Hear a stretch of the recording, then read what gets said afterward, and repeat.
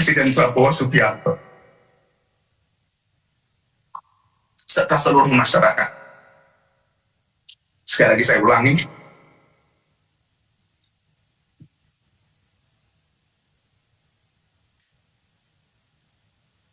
keputusan ini saya ambil bukan karena ditekan oleh siapapun, bukan karena permintaan siapapun, tapi semata-mata keputusan ini saya ambil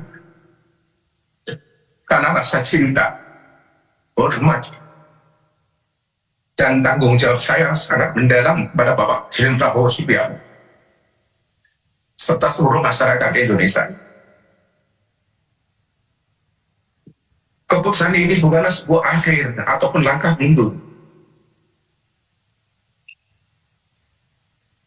melainkan langkah awal untuk terus berkontribusi kepada bangsa dan negara dengan cara yang lebih luas dan beragam.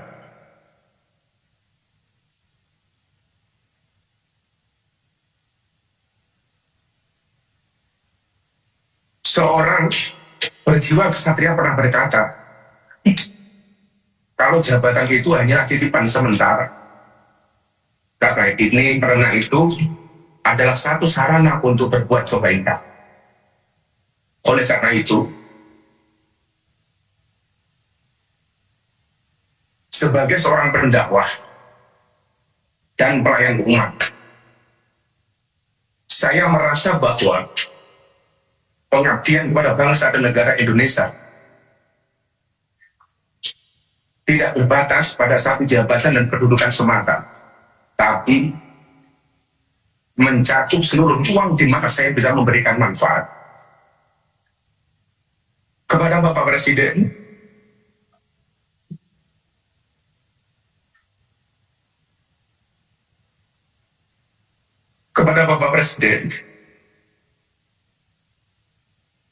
saya mengucapkan terima kasih yang setulus-tulusnya atas amanah dan kepercayaan yang telah diberikan kepada saya. Saya seorang anak yang berlatar belakang dari jalan, yang bergaul dengan dunia marginal, dunia premanisme dan kriminalitas.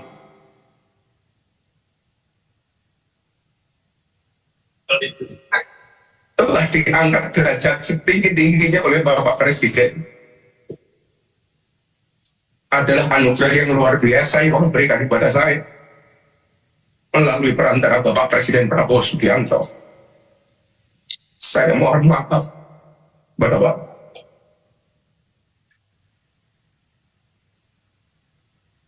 Belum bisa menjadi sesuai yang Bapak harapkan dari saya. Nah, sekali lagi, saya mengucapkan terima kasih kepada Bapak Presiden, karena saya belajar menjadi seorang kesatria dari Bapak Presiden. Kepada seluruh rakyat Indonesia, saya mengucapkan terima kasih atas dukungan, doa, dan kepercayaan yang telah diberikan selama saya menjalankan tugas ini. Sebagai manusia biasa, saya tidak luput dari kekurangan, kekhilafan, atau kesalahan yang saya perbuat, baik yang disengaja maupun tidak. Saya mohon maaf dari lubuk hati yang paling dalam, karena saya yakin kebenaran adalah milik Allah Subhanahu wa Ta'ala semata. Sekali lagi,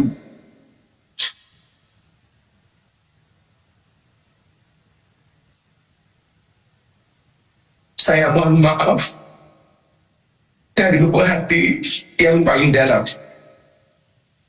karena saya yakin kebenaran hanya milik Allah Subhanahu wa Ta'ala semata.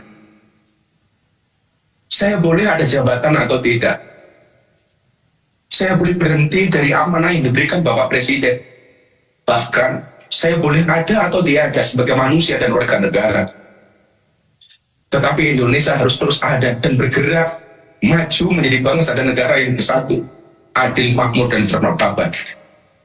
Apapun situasinya, bagaimanapun keadaannya, ke depan saya berkomitmen untuk terus belajar, hadir berkontribusi, dan menjadi bagian dari solusi bagi negeri ini.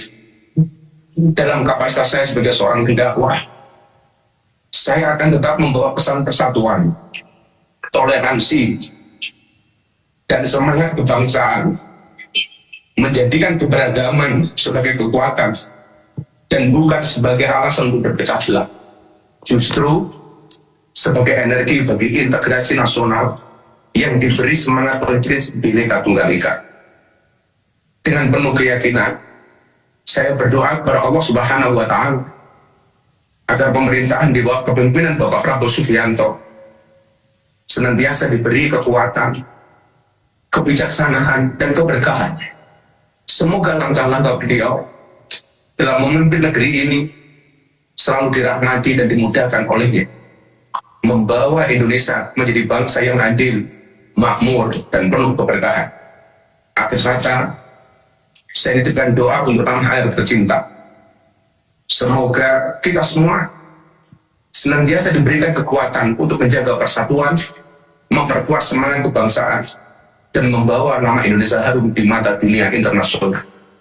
Terima kasih. Assalamualaikum warahmatullahi wabarakatuh.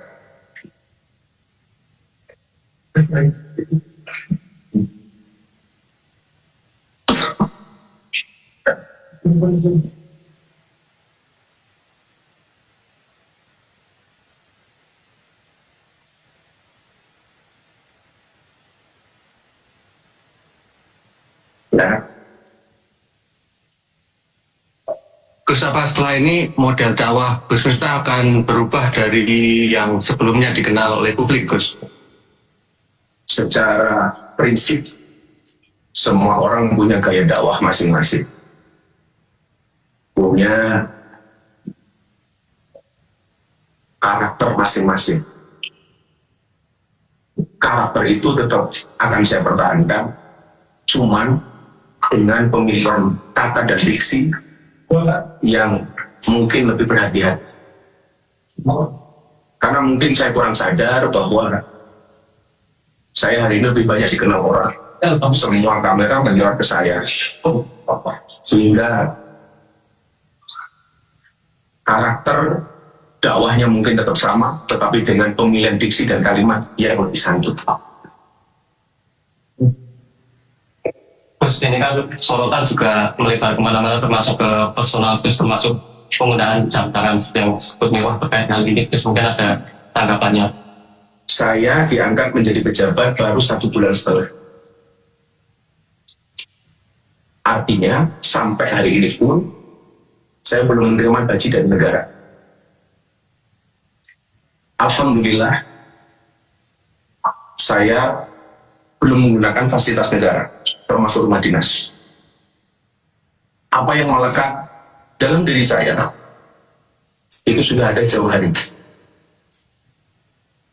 Termasuk tadi yang jenengan sampaikan. Dan artinya, itu jelas bukan merupakan fasilitas dari negara, tapi barang lama yang sudah alhamdulillah Allah berikan kepada saya. Terus kalau terkait ini apakah komunikasi dengan tak terbulan soal Prabowo? Saya belum berkomunikasi dengan beliau, karena sekali lagi saya sampaikan tidak ada tekanan dari siapapun, tidak ada permintaan dari siapapun, tapi saya sudah berkomunikasi dengan Pak Seskap. Pak Seskap hanya menjawab, keputusan ada di Gus, kembali ke keyakinan dan hati nurani Gus Miftah. Beliau tidak dalam rangka menyuruh atau menolak. Demikian. Kapan itu, Gus? Semalam. Tapi kalau sejujurnya boleh cerita, tanggal 16 November, istri saya sudah menyampaikan ke saya, "Bah, saya sebenarnya nggak nyaman jadi istri apa sebagai seorang pejabat. Saya lebih nyaman menjadi istri seorang Gus Miftah yang saya kenal tilawah. Entah ini sebagai sebuah filosof atau apa, itu sudah istri saya sampaikan kepada saya tanggal 16 November ketika saya berada di Bali.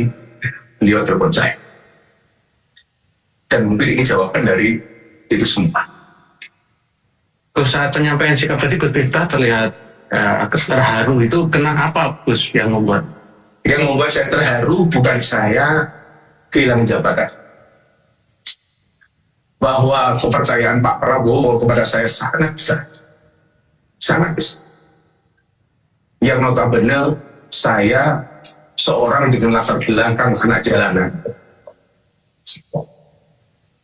yang bergaul dengan dunia premanisme, lokalisasi, dan klub malam bahkan.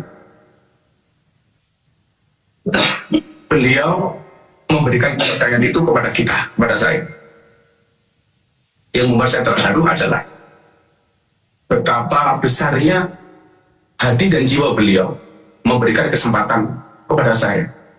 Dan yang membuat saya kemudian meneteskan air mata adalah saya belum bisa menjadi apa yang menjadi ekspektasinya Bapak Prabowo. Maka saya merasa sangat berterima kasih dan memohon maaf kepada beliau. Terus di luar isu jam tangan kan juga ada kemudian muncul isu permasalahan penggunaan kata Gus di depan nama Gus Miftah. Itu bagaimana? Itu sudah soalan yang sangat-sangat lama dan bisa dicek di berbagai media yang mungkin tidak perlu saya jelaskan kembali.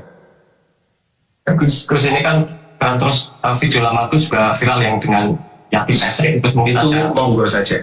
Itu saya bisa berbuat apa? Video sekian tahun yang lalu kembali diunggah.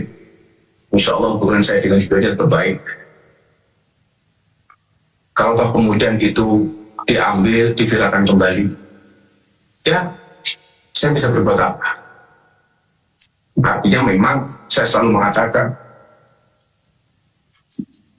orang baik pasti punya masa lalu, dan orang jelek saya meyakini pasti akan ada masa depan.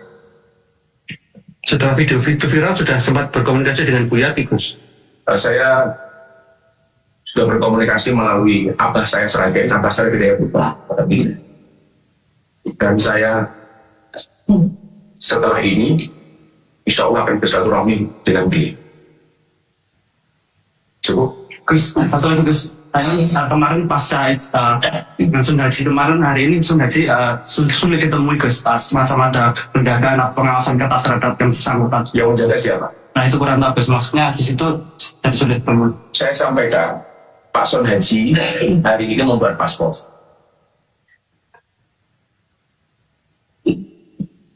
Saat itu ada pertanyaan, Mas Sun Haji mau berangkat umrohnya yang diambil dari siapa? Dari orang-orang yang menawarkan nasihat umroh atau dari Abah? Abah Miftah. Beliau menjawab, saya mau berangkat umroh dari Abah Miftah. Yang mau berangkat umroh siapa? Mas Sun Haji. Abah yang mau berangkat haji, kalau berangkat umroh, kalau diizinkan, saya, Sun Haji, istri saya, ibu mertua saya, dan dua anak saya. Maka hari ini Pak Sun Haji membuat paspor di kantor imigrasi Yogyakarta. Beliau malam hadir di pondok untuk persiapan pemberangkatan umroh, dan itu atas keinginan beliau pribadi, termasuk paket umroh dari siapa yang diambil ternyata beliau menghendaki dari saya. Ya alhamdulillah. Tapi memang tidak ada sangkut pautnya dengan tidak ada sangkut pautnya tentang apa? Ya kawan-kawan bisa menilai.